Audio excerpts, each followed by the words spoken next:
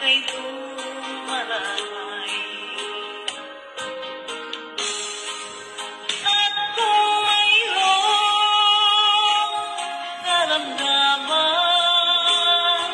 inay, ikaw ay luhaan. Ang iyong gagawin ay hindi malaman sa anak mong mahal. Pag may lamok bubugawin, masuyo mong aaplusin.